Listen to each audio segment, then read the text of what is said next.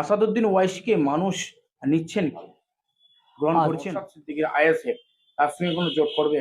যে যখনই এমআইএম এখানে কাজ করতে চাইছে, তখনই কিন্তু বিরোধী দল তৃণমূল বলুন আর অন্যান্য দল বলুন, একটা সরাসরি যে কথাটা প্রথমেই বলে যে এমআইএম আসছে মানে ভোট কাটতে আসছে।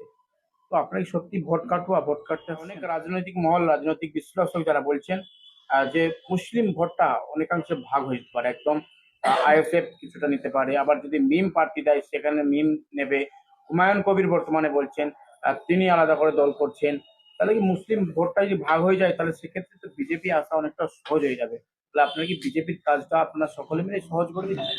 আমরা একেবারে এই মুহূর্তে এসেছি হুগলি জেলা, যারা এই মুহূর্তে এমআইএম অল ইন্ডিয়া মজলিসে ইত্তেহাদুল মুসলিমিন অর্থাৎ এআইএমআইএম এর যারা হুগলি জেলার দায়িত্ব নিয়ে কাজ করছেন, তাদের কাছে এসেছি এবং আগামী 26শে বিধানসভা নিয়ে তারা কি ভাবছেন, হুগলির কোন কোন জায়গায় তারা প্রার্থী দিতে পারেন, এবং বিরোধীরা যেভাবে তাদের উপরে সবসময় একটা মন্তব্য করছেন বলা যায়, বলছেন যে এমআইএম হচ্ছে ভোট কাটোয়া, বিজেপির দালাল, আরো অনেক কথা।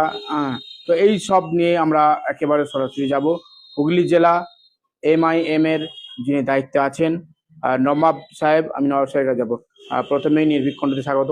হুগলি জেলায় এমআইএম এর দায়িত্ব নিয়ে কাজ করছেন, কিন্তু দেখা যাচ্ছে যে যখনই এমআইএম এখানে কাজ করতে চাইছে, তখনই কিন্তু বিরোধী দল তৃণমূল বলুন আর অন্যান্য দল বলুন, একটা সরাসরি যে কথাটা প্রথমেই বলে যে এমআইএম আসছে মানে ভোট কাটতে আসছে।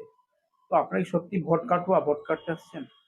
দেখুন, অল ইন্ডিয়া মজলিসে ইত্তেহাদুল মুসলিমিন একটা ন্যাশনাল লেভেলের পার্টি। তো সেখানে সংবিধান আমাদের বাবা সাহেব আম্বেদকর যিনি দিয়ে গেছেন, তো সমস্ত পার্টির, ন্যাশনাল পার্টির সমস্ত রাজ্যে ভোট লড়তে পারে, এটা আমাদের সাংবিধানিক অধিকার।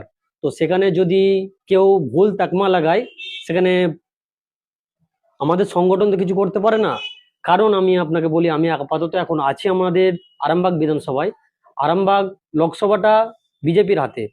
আপনি দেখতে পারেন যে 21-এর বিধানসভায় না এমআইএম কোনো প্রার্থী দিয়েছে আরামবাগ সাব ডিভিশনের মধ্যে, আপনার গোঘাট হোক, খানাকুল হোক, আরামবাগ হোক বা পুরসুর হোক, কিন্তু বিজেপি জিতে আছে। তারপরেও যদি বিজেপির নাম নিয়ে মিমকে বদনাম করে মানুষকে দমন করানো হয়, সেই দমন করতে পারবে না, কারণ এটা ভুল প্রমাণ মানুষ করে দিয়েছে এবং 26-এ সেটা দেখিয়ে দেবে।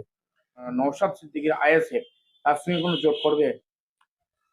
আইএসএফ এর সাথে আইএসএফ একটা